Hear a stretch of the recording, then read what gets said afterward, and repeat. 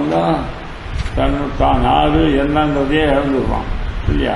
புத்தி கெட்டு போடுது. போன இடத்துல குருத்தோ ஹன்யாத் குரு நபி, குருத்தா ஹன்யாது குரு நபி.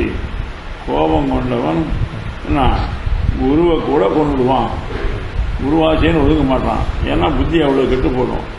அதனால் கோபம் கூடாது. இந்த குரோதாத் பலி சம்மோகா, கோபம் வருதுனாக்க உண்மை ஒரு விஷயத்தை ஒழுங்காக சிந்திச்சு பார்க்க முடியாது. அதனால் அறிவு மயக்கம் ஏற்படுறது. சம்மோகா ஸ்ரீ பிரம்மஹா, அப்புறம் நினைவெல்லாம் மாறி போடுறது. ஸ்ரீ பிரம்மசா புத்தி நாசா, அதனால் அவனுக்கு அறிவே மயங்கி போடுறது. புத்தி நாசா பிரணி சரி, புத்தி போனால் அவன் அழிஞ்சு போகிறான்.